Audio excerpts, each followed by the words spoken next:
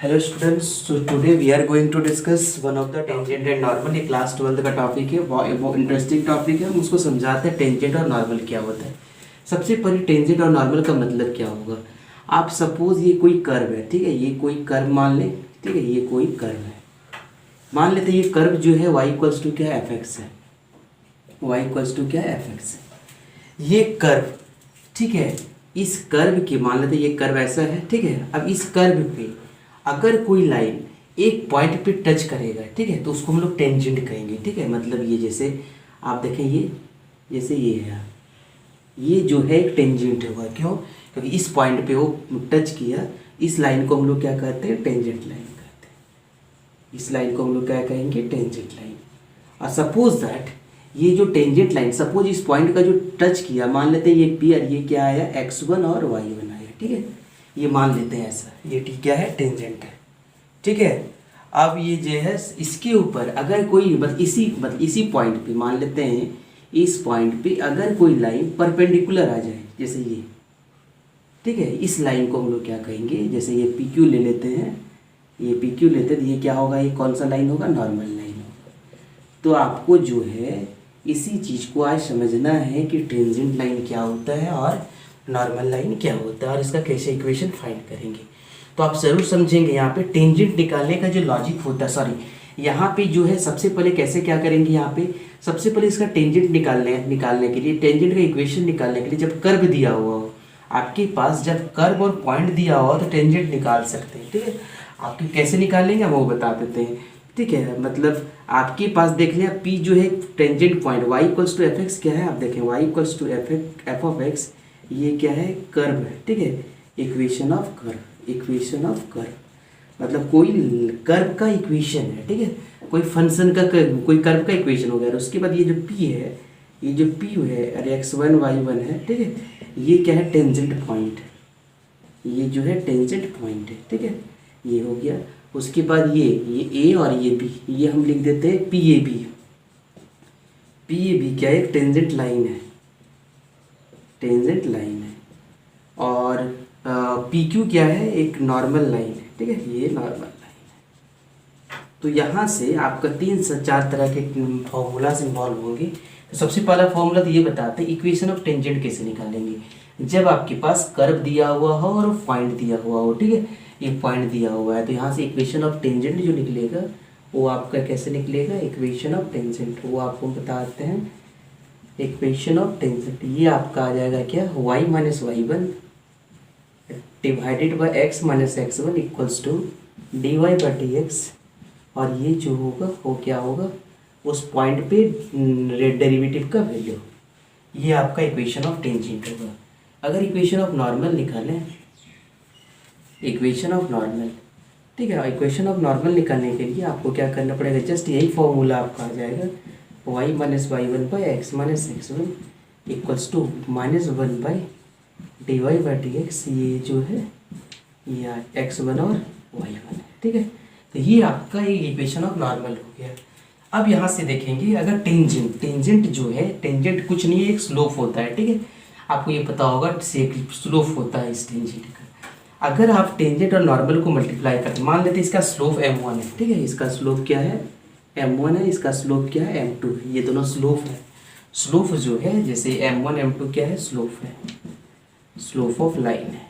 अगर slope of line, अगर ये दोनों स्लोप अगर इक्वल हो जाए, अगर ये स्लोप इक्वल हो जाए तो ये जो टेंजेंट और नॉर्मल जो होगा वो कैसा होगा, पैरेलल लाइन होगा। मतलब दोनों लाइन क्या हो जाएगा, पैरेलल लाइन हो जाएगा। और अगर टेंजेंट और नॉर्मल क्या हो, परपेंडिकुलर हो, तो आपको दोनों को जब मल्टीप्लाई करेंगे m1 into m2 equals to क्या होगा, -1। ये आपका परपेंडिकुलर लाइन का होता है, ठीक है, ये परपेंडिकुलर लाइन का होता है। अब यहाँ से हम लोग अगर एंगल निकालें, दो टेंजेंट दिया हुआ है, अगर दो टेंजेंट का हम लोग पे एंगल निकालें तो ये आपका फॉर्मूला होगा tan theta equals to m2 minus m1 divided by 1 plus m2 into m1। ये आपका एंगल बिटवीन टू लाइन्स, ये आपका है angle between two lines, angle between two lines. आप पढ़े होंगे क्लास 11th में कैसे स्लोप निकाला जाता है। आप स्लोप निकालने के लिए ज़रूर समझे होंगे। जैसे आपको पता होगा एम इक्वल्स टू स्लोप निकालने का क्या होता है, y2 में 2 पॉइंट अगर दिया हुआ तो ये स्लोप इस तरह करके स्लोप निकलता है, y2 minus y1 divided by x2 minus x1। ठीक है, जैसे एक पॉइंट दिया हुआ यहाँ पे a और ये b, आप अगर इसको स्लोप निकालें, जैसे यहाँ पे 4 और 5 है, यहाँ पे 7 और 8 है, तो आप यहाँ पे कैसे निकालेंगे स्लोप, तो स्लोप इक्वल्स टू क्या होगा, y2 मतलब 8 में इस 5 को घटाएं, 8 माइनस 5 और 7 में 4 को घटाएं, तो 7 माइनस 4 तो क्या होगा 3/3, तो इक्वल टू क्या होगा, स्लोप का वैल्यू कितना आ गया 1 आ गया। इस तरह करके स्लोप निकल। ओके स्टूडेंट्स, एक क्वेश्चन हम लोग डिस्कस करते हैं। एक क्वेश्चन आपको टेंजेंट और नॉर्मल का क्वेश्चन हम लोग डिस्कस करेंगे। तो आप एक क्वेश्चन को देखिए कि क्या क्वेश्चन जो है, जैसे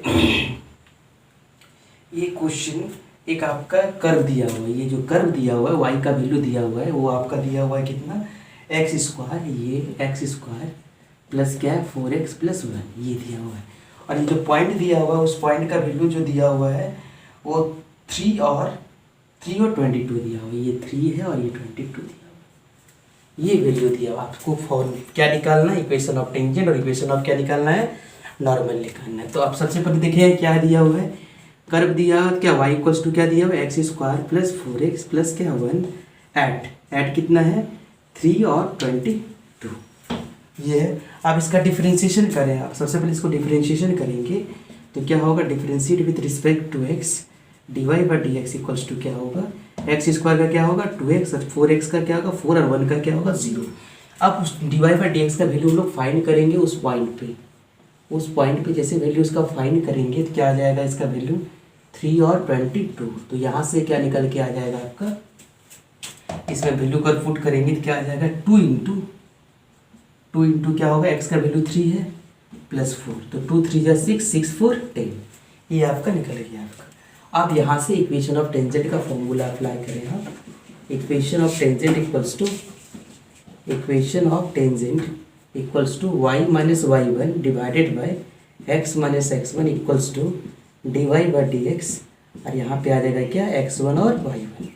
आप बताएं y1 का वैल्यू कितना है, देख लें यहाँ पे y1, ये आपका x1 है y1 है, तो y1 है 22 और x1 का कितना है 3, और dy/dx का वैल्यू कितना निकल गया 10। क्रॉस मल्टीप्लाई करते हैं इसको, तो क्रॉस मल्टीप्लाई करेंगे तो क्या होगा 10 × x 10x 10 × 30, ये y माइनस 22, इसको इधर ले आएंगे, सो 10x माइनस y, और ये आपका माइनस 32 में प्लस 20 तो -8 इक्वल्स टू 0। ये आपका इक्वेशन ऑफ टेंजेंट निकल गया। अब हम लोग इक्वेशन ऑफ नॉर्मल निकालेंगे, ठीक है, इक्वेशन ऑफ नॉर्मल। आप इक्वेशन ऑफ नॉर्मल निकालने के लिए आपको क्या करना पड़ेगा, टेंजेंट और नॉर्मल निकालने के लिए आपको ये फॉर्मूला अप्लाई करना होगा, y minus y1 divided by x minus x1 1-1/dy/dx, ये आपका फॉर्मूला आ गया। अब यहाँ से हम लोग इसका वैल्यू पुट करेंगे, क्या होगा y माइनस 22 और x माइनस 3 इक्वल्स टू -1 कितना होगा 10। मल्टीप्लाई करें इसको आप 10 से, तो 10 से जैसे मल्टीप्लाई करेंगे आप तो 10y minus 2 to 0 equals to -x plus कितना 3।